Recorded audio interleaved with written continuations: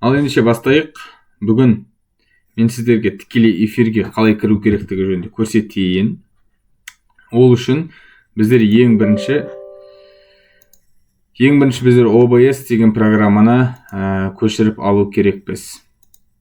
Яғни қазір тікелей эфирлер қосымша программасыз жұмыс жасамайды. Соның бір жақсы программасы тегін, ол біздің OBS. Скачать дейміз. Мына біріншісіне кіреміз, obsproject.com деген. Егер сізде Windows болатын болса Windows, Mac болатын болса Mac. Осыны көшіреміз, орнатамыз, болды. Одан кейін біз YouTube-қа кіреміз. Қазір шығып кетейін мен. Так, мінекей. Бірден YouTube-қа новыйдан кіре салайын. Бірден ескертіп қояйын, менің OBS-ымда запись экран жасамайды. Сондықтан сіздерге алдынан бері сабаққа шыға алмай жүрмін, яғни захват экран жасамайды. Яғни міне YouTube-ға кірдік, енді тікелей эфир қосу үшін мынаны басамыз. И начать трансляцию. Потом бізге бет ашылады. Мына плейсменттің ішінен біздер жаңағына тест жасаған болатынмын. Так, создать трансляцию. Енді тағы да тест деп жазып қойын. Тест, мысалы 20.01 бүгінгі күн 2010-2020 болсын. Доступ по ссылке қойып қойдым. Яғни тек қана сілтемесі бар адамдар көреді. Открытый болса YouTube-қа сразу мен каналыма шығып кетеді. Запланировать етсек те болады, мысалға уақытын белгілеп. Немесе ол қажет емес маған. Мына жерге обложкасында қойсақ болады. Көрдіңіздер ме? Таңдау қоя саласыз. Сосын создать трансляцию дейміз. Бізге мынандай бет ашылады. Енді оған дейін біздер жаңағы OBS-ті ашу керекпіз. OBS мынандай программа.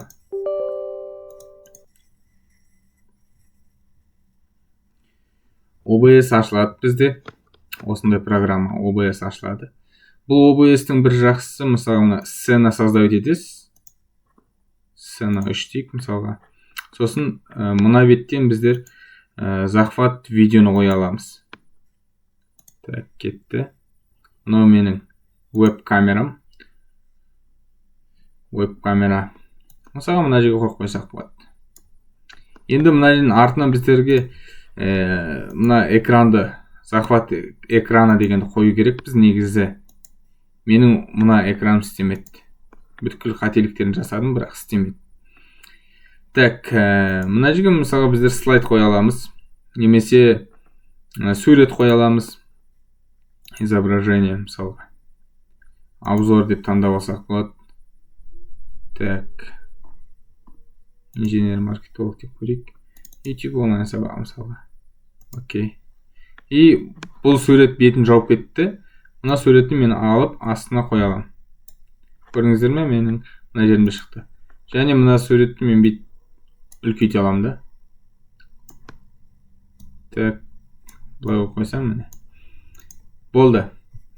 Мен осылай презентациямен өткізе аламын, бірақ мына экранға көрсете алмаймын. Яғни кез келген менде сабақ өткізу барысында маған экранға шығу керек болады. Сондықтан мен осымен өткізе алмай жүрмін. Енді бізге не істеу қалды? Бізге мына YouTube-тың тікелей эфирінің несін жасау керек. Яғни мына кодтарды бізге OBS-ке салу керек.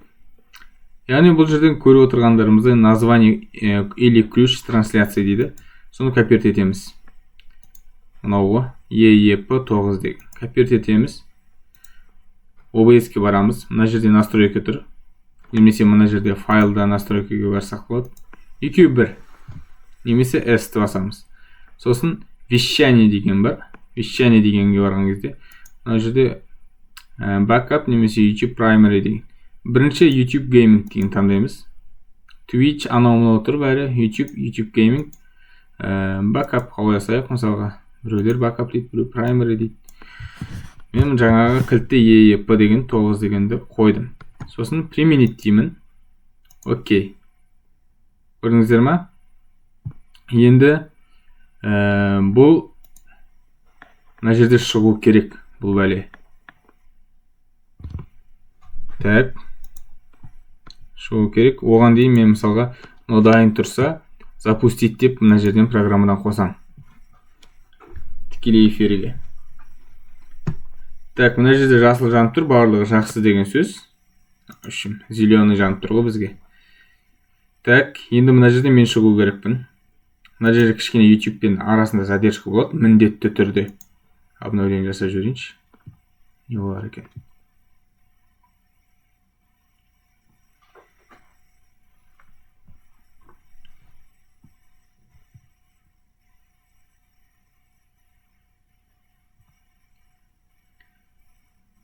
Предварительный просмотр. Мен дауысын басып қойдым. Қазір шығу керек.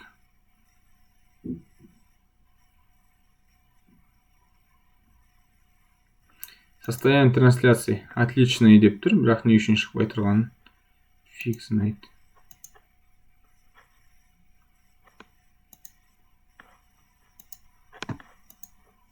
В общем, осы жерде шығу керекпіз. Оны алды, қандай шығып повторить попытку позже дейді. Обновление жасап жүрейін тағы да.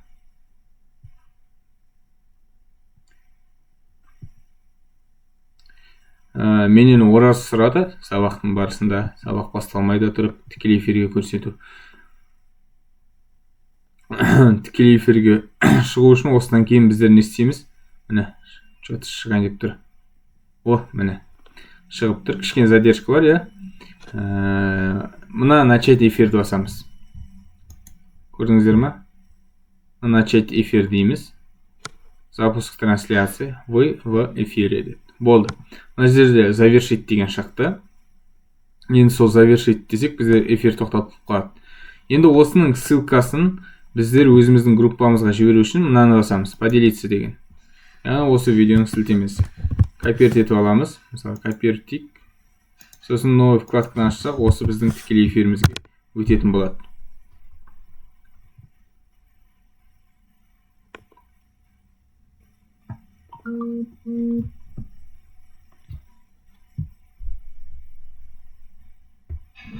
Аха.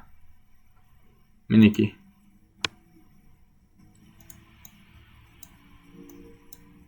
Мына жерде чат бар. Мына жерде чатпен сөйлесуге болады. Деп қойып. Тек интернет слабый болып тұрған қараш.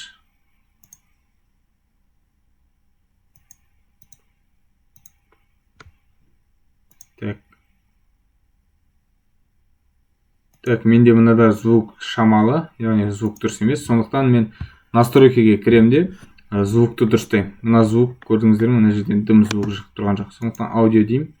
Аудио с рабочего стола по умолчанию. Микрофон. Микрофон, мысалға менде Realtek деп. Ноутбуктың өзінің микрофонын қоя салған. 1, 2, 3, 4, 5, 6, 7. Мына жерде міне. Балына көрініп жатыр. Енді мен YouTube-ға кіріп көрейін. Қазір соңғы секундтарда. Давай.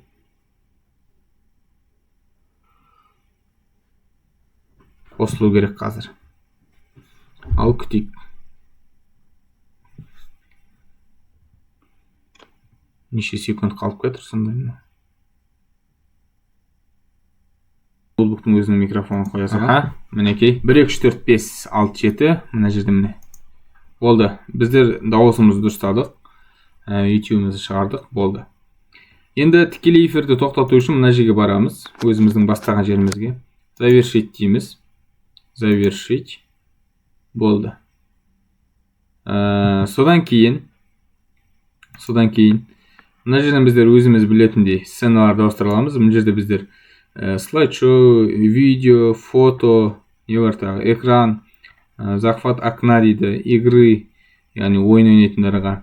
Осы браузерлар шығара аламыз. Бірақ енді маған ең керегі захват экраны істемей тұр. Көрдіңіздер ме, мынау қап-қара болып тұр.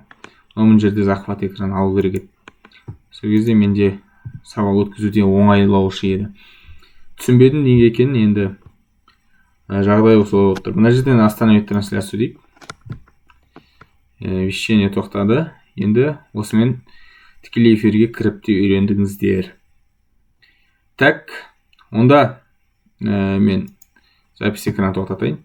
Сіздерге YouTube-қа сілтемесін жіберейін.